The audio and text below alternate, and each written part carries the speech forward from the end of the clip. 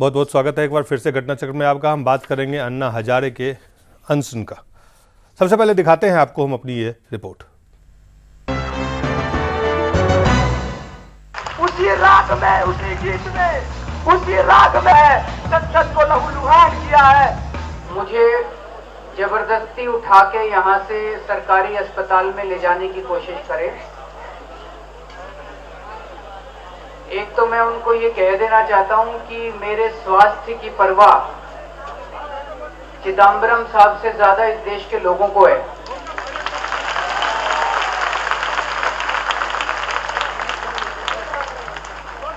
वो मुझे उठाने की कोशिश ना करें।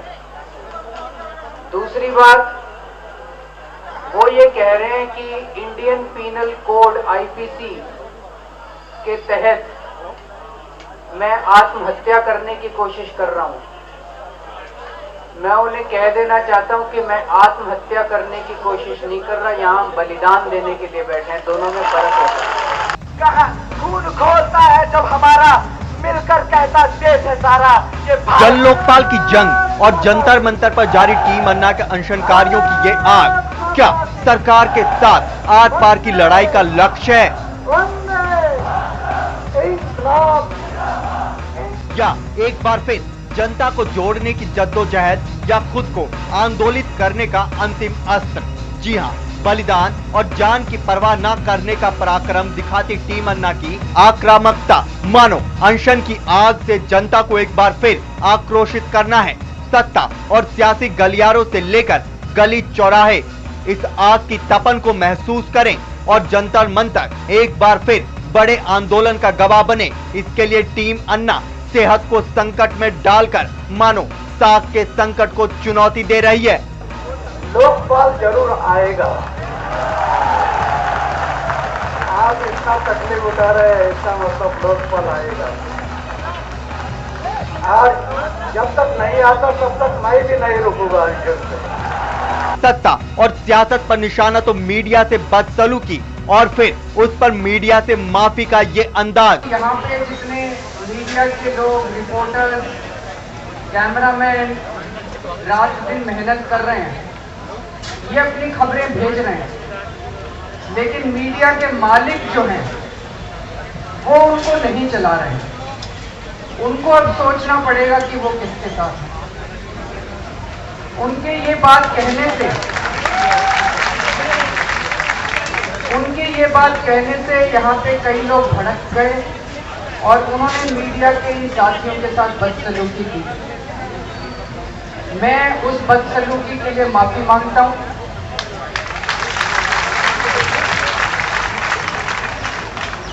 क्योंकि हमारा आंदोलन,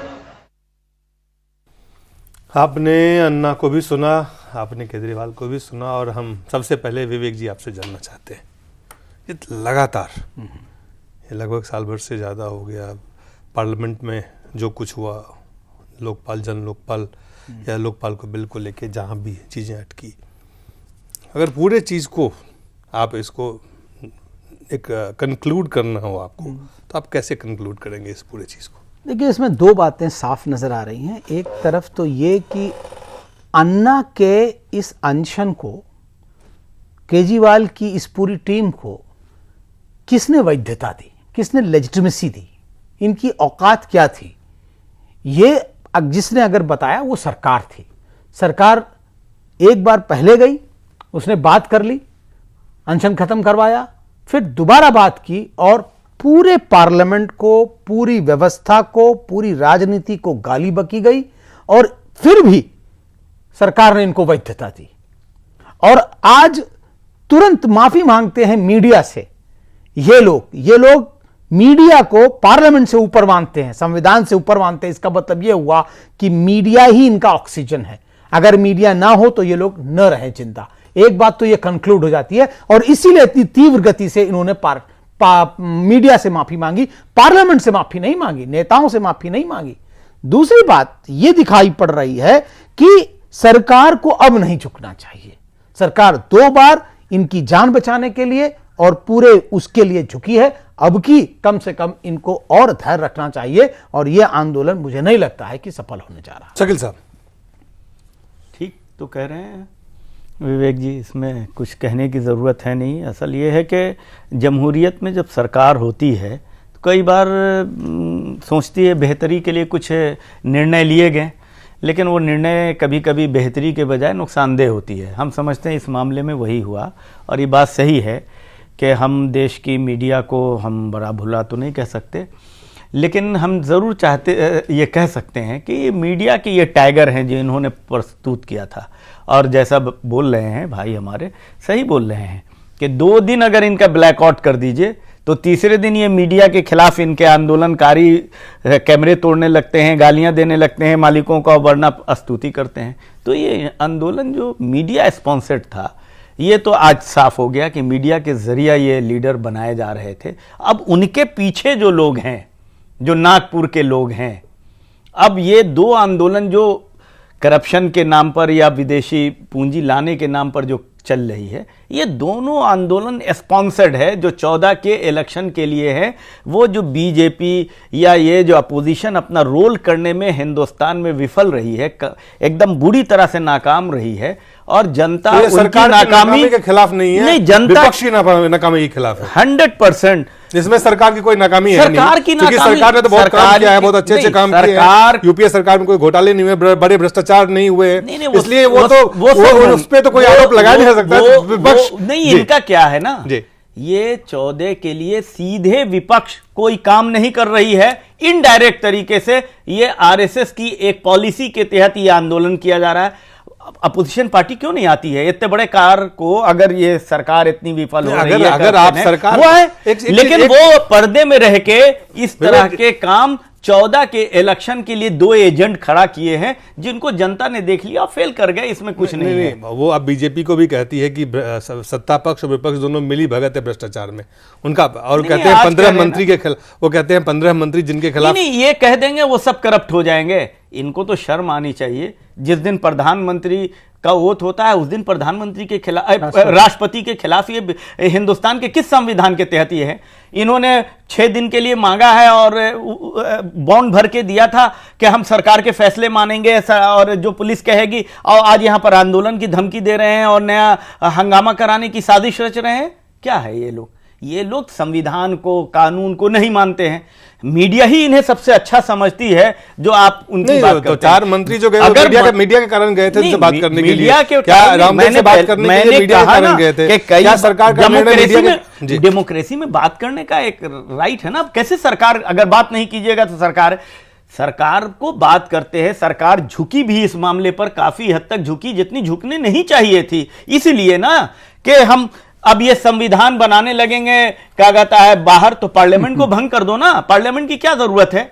बिल वहां अगर बीजेपी, एक बड़ा सवाल उठता है कि भ्रष्टाचार के खिलाफ आंदोलन, भ्रष्टाचार के खिलाफ बिल के लिए अनशन, एक स्वाभाविक है। देश के लोगों में भ्रष्टाचार के खिलाफ एक रोष है। उस रोष के, उस गुस्से को इजहार करते, चाहे वो जंतर मंतर में हो, चाहे कहीं और हो, लोग उसमें शामिल होते हैं। लेकिन इस आंदोलन को जिस तरह से, जैसे जिसको जहां लगता है, अपने अपने चश्मा से देखते हैं। नहीं, उसमें इसलिए देख रहे हैं ना क्योंकि विचारधारा नहीं है। आप देखिए, एक आदमी चला जाता है बिग बॉस में, दूसरा आदमी चला जाता है कश्मीर, कहता है कश्मीर दे दो, तीसरा आदमी 9 लाख रुपया जमा नहीं करता, जब कहा जाता है जमा करो तो चौथा पकड़ लिया जाता है एयर टिकट के अंदर। आप किस विचारधारा की बात कर रहे हैं? वाटरमैन छोड़ करके चले गए, जो वाटरमैन कहलाते थे, आंदोलन चल रहे थे, आज मेधा पाटकर दिखाई नहीं पड़ रही हैं। तो इस आंदोलन की कोई विचारधारा नहीं है। दूसरी बात, इसकी जो परिभाषा है करप्शन की, बड़ी संकुचित है। केवल सरकार में जहां पर कुछ नुमाइंदे हमारे जैसे दलित, पिछड़े, अकलियत के लोग दिखाई पड़ते हैं, वही इनको सबसे खराब लगती है। इनको कभी प्राइवेट सेक्टर खराब नहीं लगता, इनको एनजीओ खराब नहीं लगता, इनको मीडिया खराब नहीं लगता, उसमें करप्शन नहीं दिखाई देता। मंदिरों में अकूत संपत्ति भरी है, वो किसकी संपत्ति है? पद्मनाभन की ही अगर निकाल के बांट दी जाए तो आधी गरीबी दूर हो जाएगी। तो इनकी परिभाषा बड़ी संकुचित है। इनके करने का नजरिया साफ नहीं है। कभी ये 15 मंत्रियों को हटाने के लिए कहते हैं, कभी कहते हैं लोकपाल लाओ। और लोकपाल कैसे बनेगा? 1950 में जब हमने संविधान पारित कर दिया तो हमने एक परिपाटी डाली, और आपको समझाना चाहिए था कि संविधान का जब बिल बनता है तो कितने जटिल समस्याओं का सामना करना पड़ता है। 543 लोगों का जमावड़ा उसको पास करता है। हम 5 लोगों पे भरोसा कर लें, 543 पर आप पार्लियामेंट पे भरोसा कर नहीं पा रहे हैं। तो ये कहां का है संविधान, कहां का न्याय और कहां का आंदोलन जो इस समाज को समझा नहीं पा। आंदोलन क्या है फिर? मैं ये अनशन बार बार ये कर देते हैं जब आपको पता है कि एक प्रक्रिया चल रही है, संविधान की एक प्रक्रिया बनाने, संविधान के तहत एक कानून पास हो रहा है। आप अपनी जनता को समझाइए, जनता को समझाते कि हां ये इसमें बहुत दिन लगेंगे, ये इस तरह से कानून नहीं पारित हो जाते हैं। इन्होंने नहीं समझाया, इसलिए जनता अधीर है। इसलिए इनको चमत्कारिक एक व्यक्तित्व की आवश्यकता है कि वो आएगा और हमारे सब दुख हर ले जाएगा। प्रॉफिट्स दुख नहीं हरा करते इस जमहूरियत में। जमहूरियत चलती है लोगों के दिमाग से और आदमी के वोटों से और पार्लियामेंट से। यह थोड़ी है कि हम आएंगे और लोकपाल बन जाएगा जंतर मंतर पर। नहीं, एक परिपाटी पड़ी है और संविधान के तहत बिल बनेगा पार्लियामेंट के अंदर। तो धैर्य रखना पड़ेगा, धैर्य रखना पड़ेगा, धैर्य रखना पड़ेगा और जनता को राजनीतिक रूप से परिपक्व करना पड़ेगा कि बिल कैसे पारित होते हैं। चलिए विवेक जी, आपका बहुत बहुत धन्यवाद। शकील साहब, आपका बहुत बहुत धन्यवाद और आप सब लोगों का बहुत बहुत धन्यवाद।